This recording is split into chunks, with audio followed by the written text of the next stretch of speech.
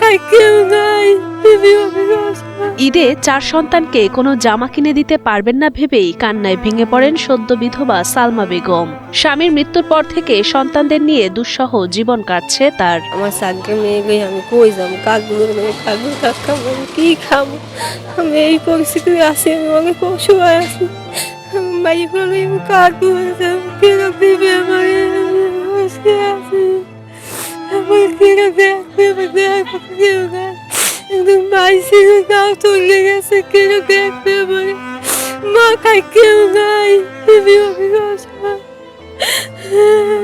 মাথার উপরের ছায়া বাবা না থাকায় ভালো নেই 4 সন্তানের কেউই। বাবার কথা জিজ্ঞেস করতেই অশ্রু ঝরে 8 বছর বয়সী নাদিয়ার চোখে। আবু প্রথম অসুস্থ ছিল, তারপর মেডিকেল ভর্তি করার পর 2-1 ফুট বাথরুমে গেছিল, তারপর পড়ে গেছিল, তারপর আনছিল, পরই আপু গেছে ওষুধ আনতে, তারপরে মারা গেছে। জানা যায় রিকশা চালিয়ে জাহাঙ্গীর যা উপার্জন করতেন তা দিয়ে চলছিল সালমার সংসার, কিন্তু সেই স্বল্প সুখও স্থায়ী হয়নি বেশি দিন।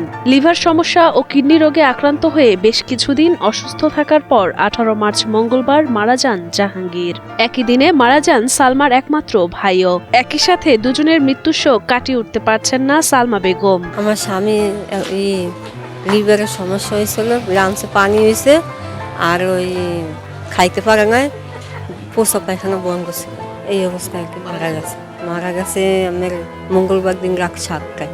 কষ্ট আছে, ঘরে কিছু নাই, খাইতে পারেনি, মাই হলে অসহায়।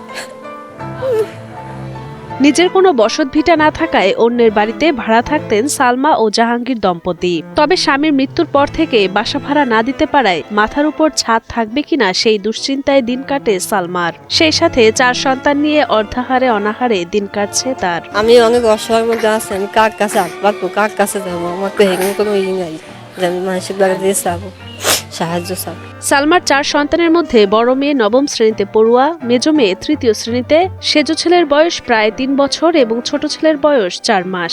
সন্তান নিয়ে সালমার দুঃখ দুর্দশা দেখে প্রতিবেশীরা অনেক সময় সাহায্য করলেও তা প্রয়োজনের তুলনায় অপ্রতুল। তাই অসহায় পরিবারটির জন্য সরকার সহ সমাজের বিত্তবানদের কাছে সাহায্যের অনুরোধ জানান প্রতিবেশী ও স্থানীয়রা। সামনে ঈদের ফেতরা পয়সা পাতি যদি কেউ কিছু সহযোগিতা করে তাহলে খুব ভালোই হয় আর কি।